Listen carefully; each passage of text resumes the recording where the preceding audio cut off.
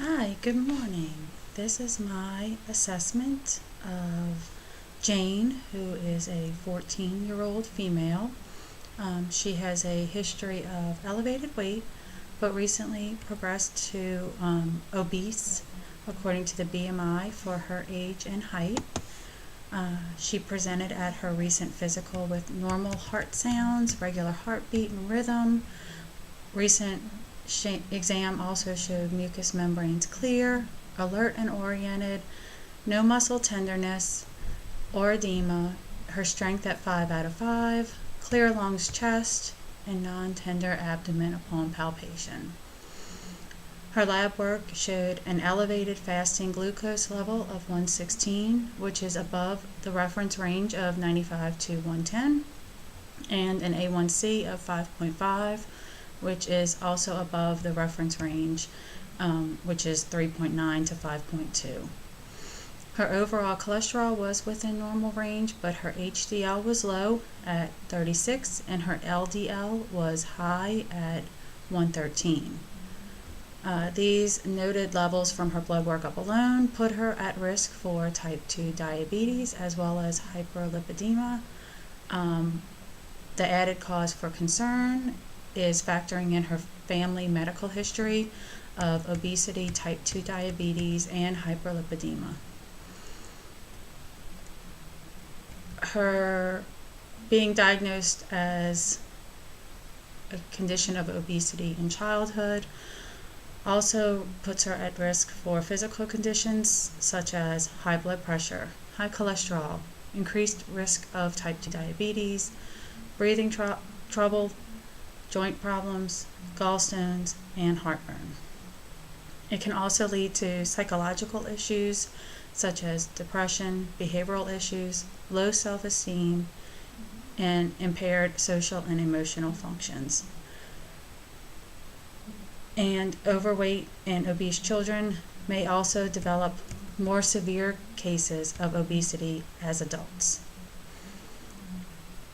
So, nutritional interventions for overweight and obese children, especially teenagers, should allow the adolescent to have input in the decisions being made. Therefore, she needs to be educated on the proper number of calories she should be eating per day, which is 1,600, and helping her find creative ways to make her favorite dishes healthier.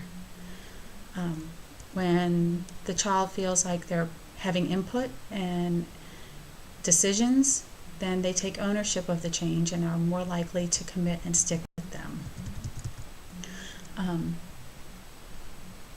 It's easier to make it the new norm if it's their idea. Families should incorporate more vegetables, fruits, and whole grains, as well as low-fat and non-fat milk and dairy products, and lean proteins. They need to limit the sugar-sweetened beverages and drink more water as well. For snack time, the parents should be encouraging and having on hand low-fat and low-sugar treats such as apples, bananas, grapes, carrots with hummus. Increasing these healthier snacks availability at home will increase the number of healthier snacks consumed. Her BMI is a 27.9. She's in the 95th percentile for age, and the 95th percentile puts her as obese. According to the BMI age for chart, she is near the 96th percentile and the 93rd percentile on the weight for age growth chart. Her stature for age chart is near the 35th percentile. So, nutrient needs. According to myplate.gov, she should be consuming 1,600 calories per day, 46 grams of protein, 130 grams of carbs, 25 grams of dietary fiber, less than 40 grams of sugar. Only 25 to 35% of her calories should come from fat, and less than 300 milligrams of cholesterol. In analyzing her 3-day food diary, we concluded that she was over her calorie intake. She averaged 2,805 calories per day, which is 1,205 calories over her target. Her dietary fiber intake was only at 18 grams, which her goal is 26. Her total fat was at 38% instead of 25 to 35%, and 12% of her calories were in saturated fat. The recommended amount is 10%. Her cholesterol intake was 387 milligrams. The recommended is less than 300 milligrams.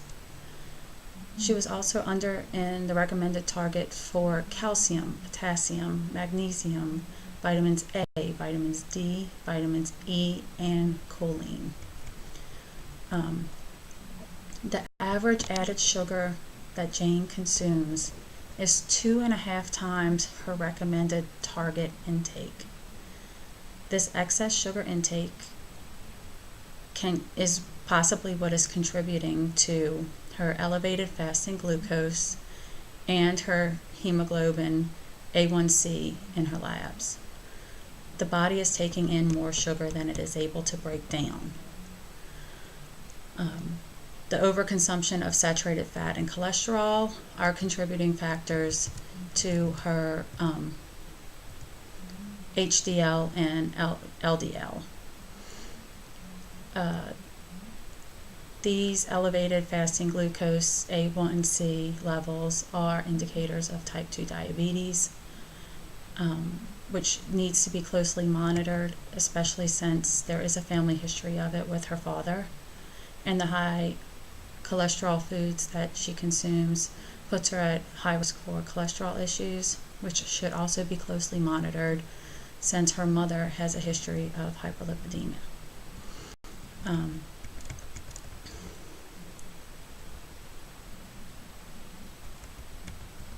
So in order to avoid any of the consequences with diminished micronutrient intake, we need to increase her intake of things such as vitamin A, vitamin D, vitamin E, calcium, magnesium, potassium. If she consumes more fruit and vegetables to increase her vitamin intake, it will also increase her dietary fiber intake. By increasing her dietary fiber intake, she'll feel fuller longer and crave less sugary snacks. And there also needs to be an increase in water intake and a decrease in sugar-sweetened beverages. She can do this in small steps and by just substituting her lunch drink as water versus soda in the beginning, and then work her way into less and less of these sugar-sweetened beverages. If Jane were to increase her intake of milk and dairy products, she would increase her calcium, potassium, vitamin A, vitamin D, and choline. That's 4 of the 6 micronutrients she's not averaging enough intake. And that could easily be taken care of by consuming more milk and dairy products. So since Jane is a minor, she does depend on her parents to provide her with food. So she should be contributing to this by going to the grocery with her parents and picking out fresh fruits and vegetables as snacks that she enjoys eating. By taking ownership of these changes, again, that's what makes them stick. More meals prepared at home, less fast food should be consumed.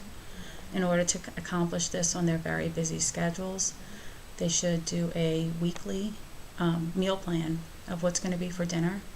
Prepare the food just so that it's ready to cook before they leave for work. Since Jane gets home from school early, Jane can turn it on when she gets home from school, and then a fresh home-cooked meal could be ready for consumption when their parents got home from work. Letting her take ownership of the dinner and the dinner prep may lead to her being more creative with meal suggestions. Again, the key is small steps. Don't overwhelm. 1 to 2 changes at a time. Once you've accomplished those 1 to 2 changes, then you're going to add more. So a 3-day meal plan. So for example, day 1 breakfast, cup of cereal, half a cup of blueberries, and a half a cup of low-fat milk. A morning snack could be a slice of bread and a medium apple. Lunch could be 4 crackers, a salad consisting of a cup of leafy greens, half a tomato, 2 boiled eggs, a 1/4 cup of shredded cheese, 2 tablespoons of ranch dressing, and a small orange on the side. An afternoon snack of a half a cup of carrots and a half a cup of cottage cheese. Dinner could be a half a cup of pasta with a cup of tomato sauce and a 3-ounce grilled chicken breast, even with a 1/4 cup of Parmesan cheese. Day 2 breakfast could be 1 cup of yogurt, 1 slice of bread, 1 egg. Morning snack, 1 medium banana, and a half a cup of milk. Lunch, a half a cup of rice, a half a cup of sauteed green, red, and yellow bell peppers without oil, 2 ounces of grilled pork loin, and a 1/4 cup of shredded cheese. An afternoon snack could be 1 ounce of hummus and a half a cup of raw broccoli. Dinner could be a salad or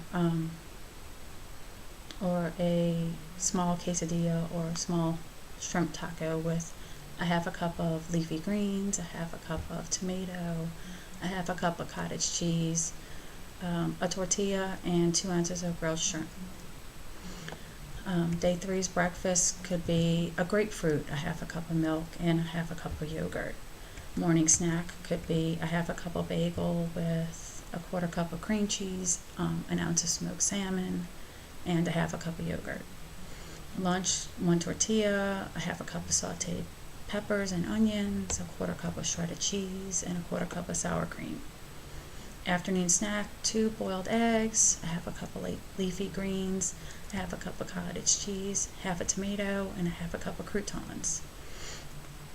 Dinner, a half a cup of mashed potatoes, 2 ounces of lean steak, a cup of snap beans, and a half a cup of grapes. These are just examples, and as the family gets more comfortable in preparing these meals and figuring out ways to make low-fat meals flavorful and fun, they can start substituting in different things that are equal value choices. Thank you.